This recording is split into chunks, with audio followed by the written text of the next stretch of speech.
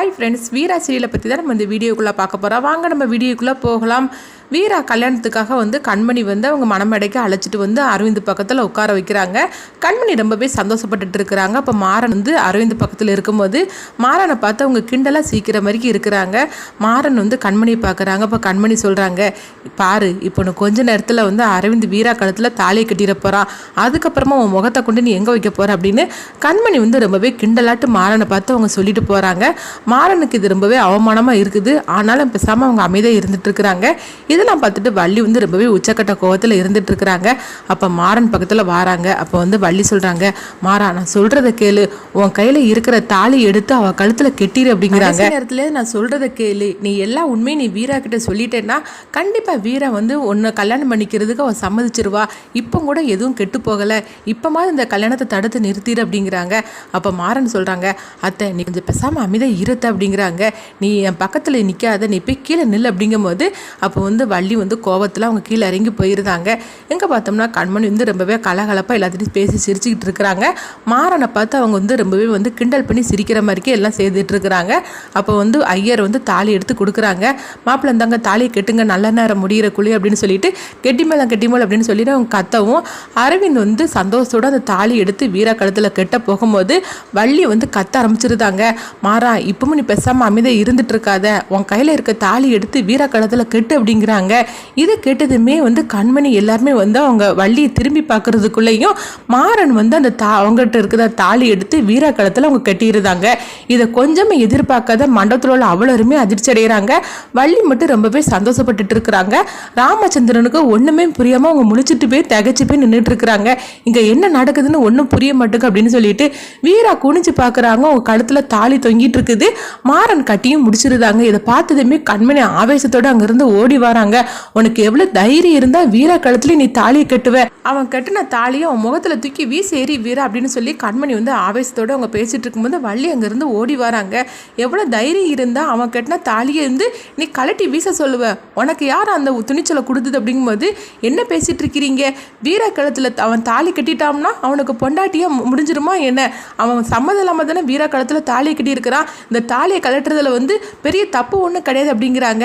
என்னடி நீ பேசிட்டு இருக்கிற, ஒரு பொண்ணு கழுத்தில் எப்போ ஒருத்தன் தாலி கட்டுறானோ அதுக்கப்புறமா அவனுக்கு தான் அவன் முன்னுரிமை கொடுக்கணுமே தவிர நீ யார் அப்படிங்கிறாங்க. நான் அவளோட அக்கா, நான் என் தங்கச்சிக்காக நான் பேசத்தான் செய்வேன் அப்படிங்கும்போது அக்காலாம் நீ சொல்கிறதெல்லாம் மாறன் வீரா கழுத்தில் தாலி கட்டுறதுக்கு முன்னாடி வரைக்கும் தான். இப்போ வீரா முழு சொந்தமும் மாறனுக்கு மட்டும்தான். மாறனோட கட்டின தாலியை மாறனே நம்மளுக்கு கழட்ட முடியாது. நீ என்ன சொல்கிற, அவள் கழுத்தில் உள்ள தாலியை கழட்ட சொல்லி உனக்கு எவ்வளோ தைரியம் இருந்தால் நீ இந்த மாதிரிக்கெலாம் பேசுவேன். அங்கே பாரு, இன்னும் அக்கா தங்கச்சி வரவெல்லாம் ரெண்டாவது பட்சம்தான். வீரா இப்போ மாறனோட மனைவி ஆகிட்டா. இப்போ முழு உரிமையை மாறனுக்கு மட்டும்தான் இருக்குது. ஒழுங்கு மரியாதை இந்த மாதிரிக்கு பேசுறதை நிறுத்தப்படின்னு வள்ளி சொல்லிட்டு இருக்கும்போது அப்போ கண்மணி சொல்கிறாங்க, இங்கே பாருங்க நான் உங்ககிட்ட ஒன்றும் பேசலை, வீரா நான் சொல்கிறத கேளு, இவங்கெல்லாம் என்னென்னமோ பேசி உன் மனசை மாற்றுவாங்க, ஆனால் நான் சொல்கிறத கேளு, இவன் கட்டின தாலியை கழட்டி தூக்கி ஏறி அரவிந்த் நீங்கள் தாலியை கட்டுங்க அப்படின்னு வீராட்ட சொல்லும் போது வள்ளி கண்மணியை அடிக்கிறதுக்காக கை ஓங்குறாங்க. அப்போ மாறன் தடுத்து நிறுத்துறாங்க. அத்தை பேசாமல் இப்போ அமைதியாக இருங்கத்த அப்படிங்கிறாங்க. அவ என்ன பேச்சு பேசிட்டு இருக்கிறா பாரு, நீ கட்டின தாலியை கலட்டி தூக்கி எறியணுமா, அரவிந்த் திரும்பவும் வீரா களத்துல தாலி கட்டணுமா, எவ்வளவு துணிச்சல் இருந்தா இந்த மாதிரிக்கு பேசிட்டு இருப்பான். இங்க பாரு, ஒரு புருஷன் ஒரு பொண்டாட்டி களத்துல அவன் தாலி கட்டிட்டான்னா அதுக்கப்புறம் அந்த தாலி கலட்டுற உரிமை அவனுக்கு கூட கிடையாது. அப்படி இருக்கும்போது நீ எப்படி தாலியை கலட்டி போடுன்னு சொல்லுவ, உனக்கு எவ்வளவு துணிச்சல் இருந்தா அந்த மாதிரிக்கு பேசிட்டு இருப்ப அப்படின்னு சொல்லவும் வீரா எதுவுமே பேசாம அமைதியா இருந்துட்டு இருக்கிறாங்க. அப்ப ராமச்சந்திரன் வராங்க. இங்க என்னதான் நடந்துகிட்டு இருக்குது, உனக்கு எவ்வளவு தைரியம் இருந்தா நீ அவ கழுத்துல தாலியை கட்டு அப்படின்னு மாறனை அடிக்கிறதுக்காக ராமச்சந்திரன் கை ஓங்கவும் அப்ப வள்ளி தடுத்து நிறுத்துறாங்க. அண்ணா நான் சொல்றது கேளு, உண்மையை சொல்ல போனா வீராவோட வாழ்க்கையை மாறனை காப்பாத்தி இருக்கிறான் அப்படிங்கிறாங்க. நீ என்ன வள்ளி இப்படி பேசிட்டு இருக்கிற, நீ எப்பவுமே மாறனுக்கு சப்போர்ட்டா தானே பேசிட்டு இருப்ப, அதனால அவன் தப்பு பண்ணா கூட நீ அவனுக்கு சப்போர்ட்டா தான் பேசு அப்படிங்கும்போது இல்லைண்ணா இந்த விஷயத்த நான் முழுசா சொன்னதுக்கு அப்புறமா நீ உன் பக்கம் நியாயத்தை நீ சொல்லு அப்படிங்கிறாங்க. இந்த இருக்கானா அரவிந்த், இவன் ரொம்பவே மோசமானவன் அப்படிங்கிறாங்க. கேட்குறாங்க. என்னது அரவிந்த் மோசமானவனா, அது உனக்கு இப்போதான் தெரிஞ்சிச்சு அப்படின்னு ராமச்சந்திரன் வந்து கேட்கும் போது, இல்லைண்ணா எனக்கு கல்யாணத்துக்கு முன்னாடியே தெரியும், ஆனால் என்னை வந்து பேச விடாமல் மாறன் தடுத்து நிறுத்திட்டான் அப்படிங்கிறாங்க. அப்போ வந்து கண்மணி கேட்குறாங்க, என்ன மாறன் வந்து இப்போ வீரா காலத்தில் தாலி கட்டினனால இப்போ அரவிந்த் வந்து மோசமான மாப்பிள்ளையா உங்களுக்கு ஆயிட்டானா, அப்படிலாம் வந்து வீண் பள்ளியெல்லாம் வந்து சுமத்திட்டு இருப்பீங்களா அரவிந்த் மேலே அப்படின்னு கண்மணி கேட்கும் போது, நான் ஒன்று வீண் பள்ளியெல்லாம் சுமத்திட்டு இருக்கல, நான் ஆதாரத்தோட தான் பேசிட்டு இருக்கிறேன் அப்படின்னு வள்ளி சொல்றாங்க.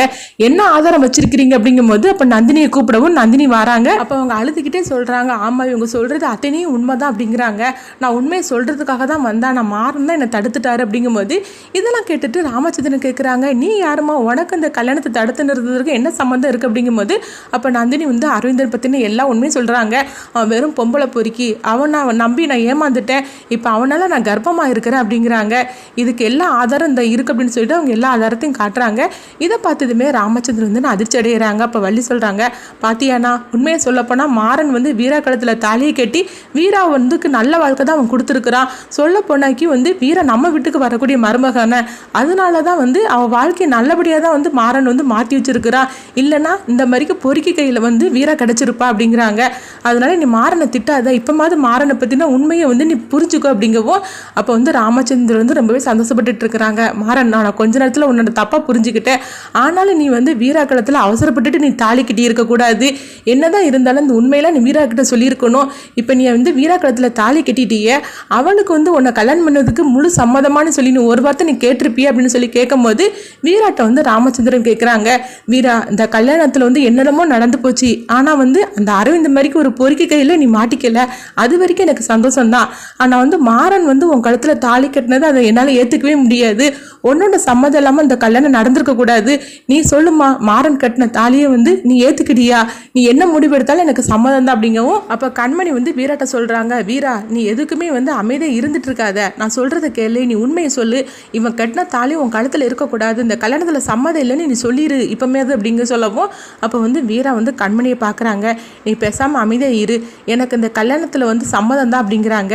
இது கெட்டதுமே ராமச்சந்திரனும் வள்ளியும் ரொம்பவே சந்தோஷப்பட்டுட்டு இருக்கிறாங்க. அப்போ வள்ளி வந்து மாறன் கிட்ட சொல்கிறாங்க, பாத்தியா வீராக்கு கூட உன் மேலே விருப்பம் இருந்திருக்க தான் செய்யுது, ஆனால் நான் சொன்னப்போ கூட நீ நம்பாமல் இருந்தேல அப்படிங்கும்போது அப்போ மாறனும் ரொம்பவே சந்தோஷப்படுதாங்க. இப்போ வீரா சொல்கிறாங்க, எனக்கு இந்த கல்யாணத்தில் ரொம்பவே சம்மதம் தான், நான் சந்தோஷப்படுதேன், இல்லைன்னா இந்த மாதிரிக்கு பொறுக்கிக்கையிலாம் வந்து நான் என் கழுத்தில் தாலி கட்டியிருப்பா, நீலாம் ஒரு மனுஷன் அப்படின்னு சொல்லிட்டு வீரா வந்து அவங்க அரவிந்தை போட்டு அவங்க திட்ட ஆரம்பிச்சிருந்தாங்க.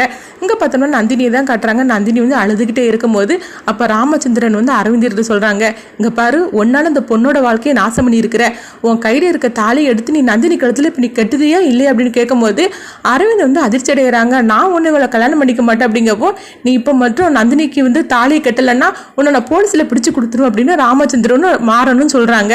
அப்போ வந்து நந்தினி வந்து அழுதுகிட்டே நிற்கிறாங்க, அந்த பொண்ணு இப்போ ஒன்னால கர்ப்பம் அடைஞ்சிருக்கிறா, அவளுக்கு ஒரு நல்ல வாழ்க்கை நீ அமைச்சு கொடு, இல்லைன்னா உன்னை போலீஸில் பிடிச்சி கொடுத்துருவோம் அப்படின்னு சொல்லும்போது அரவிந்த் வேற வழி இல்லாமல் நந்தினி கழுத்தில் அவங்க தாலியை கட்டியிருந்தாங்க. அப்போ நந்தினி வந்து மாறாவுக்கும் ராமச்சந்திரனுக்கும் வந்து நன்றி சொல்கிறாங்க. அடுத்தது ராமச்சந்திரன் காலில் வந்து அவங்க ஆசீர்வாதம் வாங்கும்போது நீ நல்லா இருக்கணுமா அப்படின்னு சொல்லிட்டு ராமச்சந்திரனும் வாழ்த்துறாங்க. அரவிந்த் இதெல்லாம் பார்த்துட்டு ரொம்பவே கோபத்தோடு இருந்துட்டு இருக்கிறாங்க. அடுத்து பார்த்தோம்னா வந்து வள்ளி வந்து வீராக்கிட்ட சொல்கிறாங்க, சரி 2 பேரும் வாங்க நம்ம வீட்டுக்கு கிளம்பி போகலாம் அப்படிங்கும்போது இதெல்லாம் பார்த்துட்டு கண்மணி வந்து ரொம்பவே கோபத்தோடு இருந்துட்டு இருக்கிறாங்க. வீராவும் மாறனும் வந்து அவங்க வந்து ராமச்சந்திரன் வீட்டுக்கு வராங்க. வந்ததுமே அவங்களுக்கு ஆரத்திலாம் எடுத்து கண்மணி வந்து வீட்டுக்குள்ளே அழைச்சிட்டு போகிறாங்க. அப்போ ராமச்சந்திரன் சொல்லி நினைக்கிறாங்க வீராவை பார்த்துட்டு, வீரா மாதிரிக்கு ஒரு மருமக வரணும்னு சொல்லி நான் ஆசைப்பட்டேன், ஆனால் வந்து அது நடக்காதுன்னு நினச்சேன், ஆனால் அது நடந்து போச்சுது, இப்போ எனக்கு ரொம்பவே சந்தோஷமாக இருக்குது, வீரா மாதிரிக்கு எனக்கு ஒரு மருமக கிடைச்சதுக்கு நான் ரொம்பவே சந்தோஷப்படணும், ஆனால் அந்த கல்யாணத்தில் என்னென்னமோ நடந்துருச்சுது, ஆனாலும் வீரா வந்து மாறனை ஏற்றுக்கிட்டாளா, அது வரைக்கும் எனக்கு ரொம்பவே சந்தோஷம் தான் அப்படின்னு மாறன் வந்து அவங்க கண்கலங்கி நின்றுட்டு இருக்கும்போது அப்போ அங்கே வள்ளி வராங்க. என்னென்ன கண்கலங்கி அழுதுகிட்டு இருக்கிற, என்னாச்சு அப்படிங்கும்போது இல்லை வீரா மாதிரிக்கு ஒரு மருமக நம்ம வீட்டுக்கு வரணும்னு சொல்லி நான் ஆசைப்பட்டேன், ஆனால் அந்த ஆசையை மனசுக்குள்ளே வச்சுருந்தேன், அது இன்னைக்கு நடந்துருச்சுது, அதை நினச்சி எனக்கு ரொம்பவே சந்தோஷமா இருக்குது அப்படிங்கிறாங்க. அப்போ வள்ளி சொல்கிறாங்க, பாத்தியானா மாறனை இப்போ மாதிரி நல்லபடியாக புரிஞ்சுக்கிட்டா சரிதான், அவனை நீ புரிஞ்சு வச்சிருப்ப, ஆனால் அவன் எந்த அளவுக்கு வந்து வீராவோட வாழ்க்கையை காப்பாற்றிருக்கிறான், இப்போ மாதிரி அவனை பற்றி நீ தெரிஞ்சுக்கிடணும் அப்படிங்கும்போது ஆமாம் என்னதான் இருந்தாலும் மாறன் வந்து அவசரப்பட்டு தாலி கட்டிட்டான்னு சொல்லி நான் கூட கொஞ்சம் பயந்துட்டேன், ஆனால் எல்லா உண்மையும் எனக்கு தெரிஞ்சதுக்கு பிறகு தான் சந்தோஷமாச்சுது, அது மட்டும் இல்லாமல் வீராவும் இந்த கல்யாணத்தை வந்து ஏற்றுக்கிட்டாளா, அதனால எனக்கு ரொம்பவே சந்தோஷமா இருக்கு, சரி அடுத்தது நடக்க வேண்டியது எல்லாத்தையும் நீ பார்த்துக்கோ அப்படிங்கும்போது ஆமாண்ணா சாந்தி முகூர்த்தத்துக்கெல்லாம் ஏற்பாடு பண்ணணும், எனக்கு நிறைய வேலை இருக்கு அப்படின்னு வள்ளி சொல்றாங்க. எல்லாத்தையும் வந்து கண்மணி ஒளிஞ்சு நின்று கேட்டுட்டு இருக்கிறாங்க. இந்த கல்யாணம் நடந்தது எனக்கு பிடிக்கலன்னு நினச்சிக்கிட்டு இருக்கேன். இது என்னென்னா அடுத்தது சாந்தி முகூர்த்தத்துக்கு நீங்கள் ஏற்பாடு பண்ண போகிறீங்களா? இவங்க 2 பேரும் எப்படி சேர்ந்து வாழ்ந்துருந்தாங்கன்னு நானும் பார்க்குறேன். கூடிய சீக்கிரத்தில் வந்து வீராவை வந்து மாறன்கிட்ட இருந்து நான் பிரித்து காட்டுறேன் அப்படின்னு சொல்லி கண்மணி வந்து ரொம்பவே கோவத்தோடு இருந்துட்டு இருக்கிறாங்க. அடுத்து பார்த்தோம்னா வள்ளி வந்து சாந்தி முகூர்த்தத்துக்கு எல்லாமே ஏற்பாடு பண்ணியிருந்தாங்க. அப்போ வந்து வீராவும் மாறனும் இருக்கும்போது அப்போ வந்து மாறன் வந்து வீரா கிட்ட சொல்கிறாங்க, வீரா உன் கழுத்தில் நான் அவசரப்பட்டு தாலி கட்டினது என்னமோ தப்பு தான், ஆனால் அதுக்கப்புறம் இந்த கல்யாணத்தில் உனக்கு முழு சம்மதம் நீ சொன்னேல்ல, அப்போ தான் எனக்கு நிம்மதியாச்சு அப்படிங்கிறாங்க. இப்படி பேசினதுமே வீரா வந்து மாறனுக்கிட்ட ஆவேசத்தோடு பேச ஆரம்பிச்சிருந்தாங்க. என்ன சொல்லிட்டு இருக்கிற, நீ கட்டின தாலியை வந்து நான் சந்தோஷமாக ஏற்றுக்கிட்டேன்னு சொல்லிட்டு இருக்கிறியா? அது ஊர் உலகத்துக்கு தான் நான் அப்படி பேசினேன்னு தவிர மற்றபடி நான் உன்னை வந்து ஏற்றுக்கவே மாட்டேன் அப்படிங்கிறாங்க. என்ன தான் இருந்தாலும் சரி, எங்கள் அண்ணன் சாவுக்கு நீ தான் காரணம். அப்படி இருக்கும்போது நான் உன்னை எப்படி ஏற்றுப்பேன்? உன் கூட நான் சேர்ந்து வாழ்ந்தோம்னா அது எனக்கு எங்கள் அண்ணனுக்கு பண்ணுற துரோகமாக்கும்.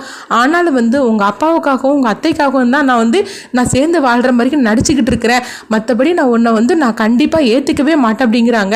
இப்படிலாம் சொன்னதுமே மாறன் வந்து அதிர்ச்சி அடைகிறாங்க. என்ன வீரா சொல்கிற, அப்போ என்ன மனசார நீ ஏற்றுக்க மாட்டியா அப்படிங்கும்போது, ஒரு காலமும் உன்னை ஏற்றுக்கவும் மாட்டேன், உன்னை வந்து நான் என் புருஷனாகவும் நான் அனுமதிக்கவும் மாட்டேன். அது மட்டும் கிடையாது, இந்த ஜென்மத்தில் வந்து ஊரலோகத்துக்கு தான் நம்ம புருஷன் பொண்டாட்டியை தவிர இந்த ரூமுக்குள்ளக்கு நீ யாரோ நான் யாரோ அப்படிங்கிறாங்க. நீ கனவுல கூட நான் பொண்டாட்டியே வருவேன்னு சொல்லி நீ கொஞ்சம் கூட நீ கனவு கண்டாது அப்படிங்கிறாங்க. இப்படிலாம் பேசுனதுமே மாறன் வந்து அதிர்ச்சி அடைகிறாங்க. என்ன வீரா இப்படிலாம் பேசுவாங்கன்னு சொல்லி அவங்க கொஞ்சம் கூட எதிர்பார்க்கவே இல்லை. இதெல்லாம் கேட்டுட்டு அவங்க ரொம்பவே அதிர்ச்சியோடு இருக்கிறாங்க. அடுத்த நாள் ஆனதுமே பார்த்தோம்னா அவங்க 2 பேரும் வாராங்க. அப்போ வள்ளி வந்து அவங்கள பார்த்துட்டு ரொம்பவே சந்தோஷப்பட்டுட்டு இருக்கிறாங்க. எல்லாம் நல்லபடியாக முடிஞ்சுது அப்படின்னு வீராட்ட கேட்கும்போது வீராவும் வெக்கப்பட்ட மாதிரி அவங்க நடிச்சுக்கிட்டு இருக்கிறாங்க. இதை பார்த்துட்டு வந்து அவங்க மாறன் நினைக்கிறாங்க, வீரா என்னம்மா நடிச்சுக்கிட்டு இருக்கிறா அப்படின்னு சொல்லி அவங்க பார்க்குறாங்க. அப்போ அதை பார்த்துட்டு கண்மணி பார்க்குறாங்க, இவங்க 2 பேருக்கும் சாந்தி முகூர்த்தம் முடிஞ்சு போச்சுது. ஆனாலும் சரிதான், இவங்க 2 பேரையும் நான் பிரிச்சே தீருவேன், என்ன இருந்தாலும் சரி வீராவை இவங்க கூட சேர்ந்து நான் வாழவே விட மாட்டேன் அப்படின்னு கண்மணி வந்து ஒரு எரிச்சலோடு இருந்துகிட்டு இருக்கிறாங்க. வள்ளி வந்து இப்போ மாறன் கிட்ட பேசுறாங்க, என்ன மாறா, நீ ஆசைப்பட்டபடியே நீ வந்து வீராவை கல்யாணம் செய்துக்கிட்ட, இப்போ உனக்கு சந்தோஷம் தானா? உனக்கு சந்தோஷமா இருக்கோ இல்லையோ, ஆனால் எனக்கு ரொம்ப சந்தோஷமா இருக்குது. சொல்லப்போனால் உங்கள் அப்பாவும் அந்த கல்யாணத்தை ஏற்றுக்கிட்டாரு தெரியுமா அப்படிங்கிறாங்க. நான் அண்ணனை நினச்சி பயத்தோடு இருந்துக்கிட்டு இருந்தேன், ஆனால் எல்லா உண்மையும் தெரிஞ்சதுக்கு அப்புறமா அவரும் இந்த கல்யாணத்தை ஏற்றுக்கிட்டார்.